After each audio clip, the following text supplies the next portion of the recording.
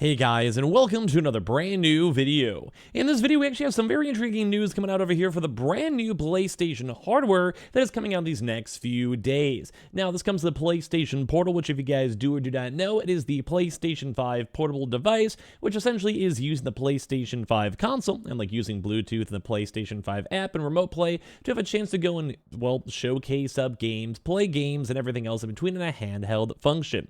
And now we have a lot of folks that now have their very first impressions on it, and so far it doesn't seem the best, but also doesn't seem the worst. Although a lot of the initial very first opinions on this are people are not really feeling it, vibing it, and like liking it so much at the end of the day. And well, I'm a little bit, well, sad to go and say I don't think I want it myself. So we're gonna go talk about like why a lot of folks are kind of skeptical on it, the thoughts in between everything else, and I want to hear your thoughts throughout the entire video too, because are you guys gonna pick one on up? Do you guys have one for the pre-order, or as well, are you guys even excited for it, or maybe just looking for the first initial reviews and want to go from there? So anyway, make sure you guys are subscribed as we go throughout the video. Make sure you guys want to go and check out the Howl links down below, which are a bunch of Best Buy and nice little hashtag ads for brand new watches, smartwatches, and also brand new games coming out too as well, all linked down below. And of course, the Twitter and Twitch if you guys are bored or play live up on Twitch, just hanging out and chilling. So let's go dive on into the video itself. So as of right now, the embargo and also the first looks have been kind of popping off over here when it comes to PlayStation 5 Portal. Now, I'm kind of a big fan of this so far. Like, I like the idea behind it,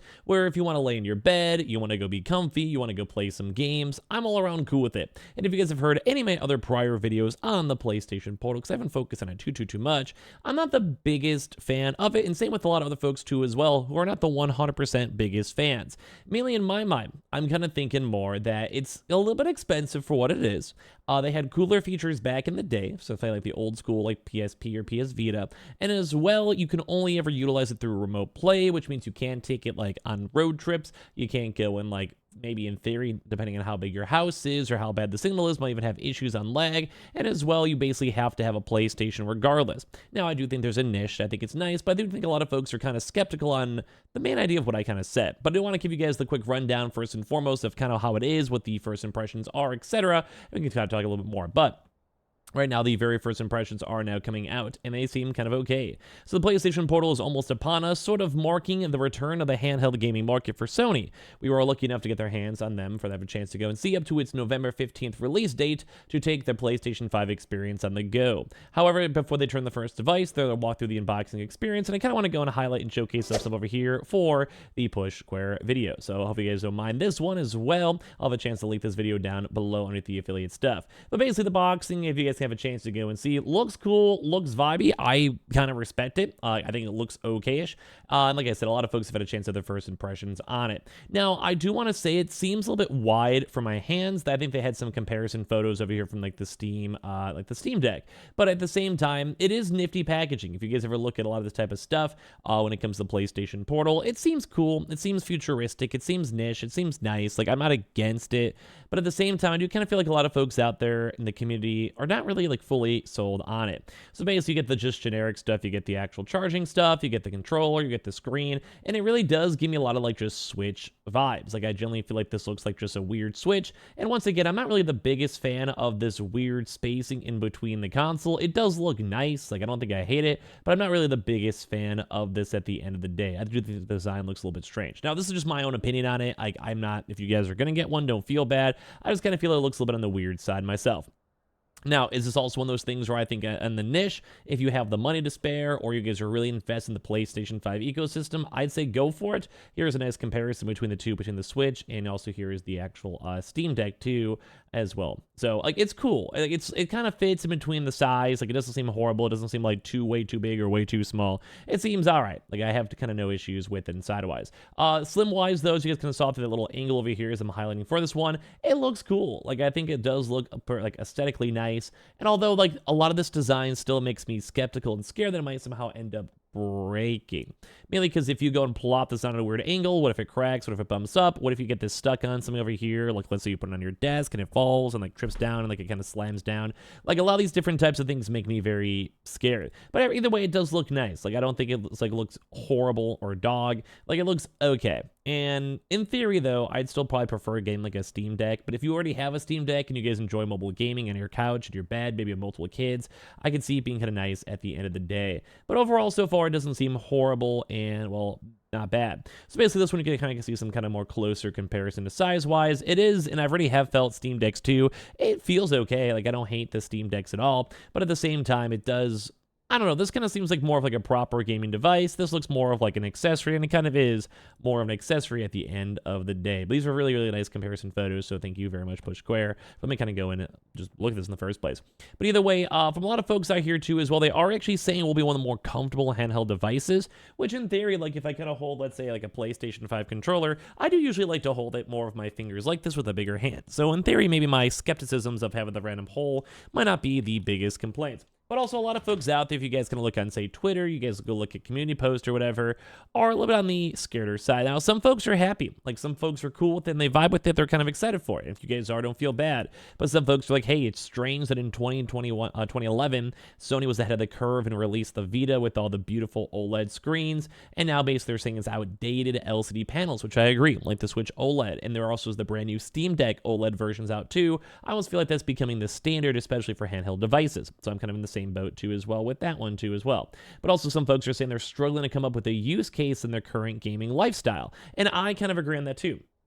Now, there is like FOMO. For me, I think it seems like a cool idea and seems niche, and it doesn't seem bad if you want to get it. But at the same exact time, I just feel like I'd rather just play on my PS5. Like if I have my PS5 right next to me, I'm just going to utilize and play on my PS5 regardless. That just seems a little bit more efficient. Like I'd rather sit on the couch and play on my TV with a bigger screen. Now, some folks, like I said, you might have multiple family members. Maybe you are in like more of a pent-up room. Maybe your like wife is watching a movie on the TV and you just want to play in bed at the same time and spend time together. Like there's options and reasons for it. I'm not going to go complain to as well. But at the same exact time, this does seem like it's niche enough that it's probably going to end up going on sale at some point. And if we also saw on how kind of mediocre the PlayStation VR kind of came out with, then yeah, it's kind of like the issue with that one. So far the initial impressions, people aren't hating it. Like it's not the worst, but I do think a lot of people in the community are not very happy with it at the end of the day. But like I said, you can kind of see some people are happy with it. Like, hey, I can't wait for it. I'm excited to go get one. It's bigger than a Steam Deck with far less functionality. Nope. Pass too as well. And like some folks are kind of like this too. Like some person wants to sell their Switch to get it. Like if you have a PS5 and you prefer your PS5, and in my honest opinion, I think the PS5 has better games, more so in terms of longevity of games, and like say Fortnite with better graphics or like things like Call of Duty, etc. Versus Switch, I think that's fine. And as well, they're also kind of judging too, saying that there's no like Vita or PSP like size comparison, which is kind of funny too. But I just want to see it actually in action and hold it in my hands. Like this might be one of those things where I physically touch it myself and I get more impressed with it over time, and it might be all right, but I don't know. Like I think a lot of folks are on the 50-50 with it. Although if you guys ever look at the demand though, like the demand apparently for this has been very high in certain regions. Other pre-orders have apparently sold out. I think in America it's still fine and you guys can still pick it up, but places like in Japan, they did go and fully selling out, which is intriguing, and I do think it seems okay. Like, I don't think it's going to be the end-all, be-all. I think it's going to be an all-right thing. If they keep on making stuff, it's not going to be perpetually sold out.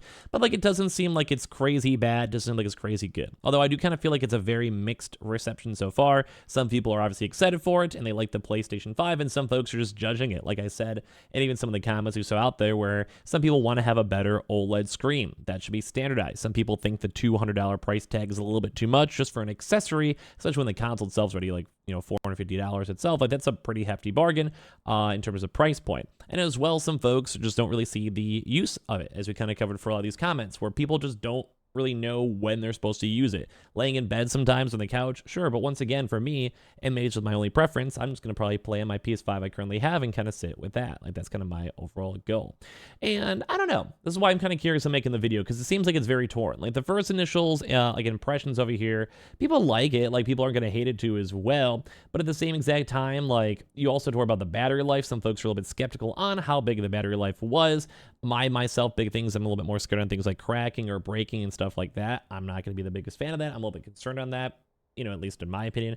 And as well, just is it worth the price? So I don't know, it can kind of go over the place too. Like some people are even saying they want to have some more real life experience. They want to see more hands-on too. Some folks are even saying it's over $100 overpriced too as well. And once again, if this was his own individual system, which people are critiquing, myself included, I'd probably be more incentivized to want to get it. But the fact that you have to have the PS5, it has to be on remote play, you have to do it that way, I don't know. That's kind of my big caveat for that. So I don't know. I appreciate you guys all so much for watching. I want to hear your thoughts if you guys ordered one, or you guys are going to wait, or you guys are excited. And as well, check out all the how links down below with the Best Buy links in case you guys are curious and want to go creep on those. Would love to see your opinions on all of that. And of course, we have the Twitter and Twitch and probably live up right now. And subscribe if you guys are new.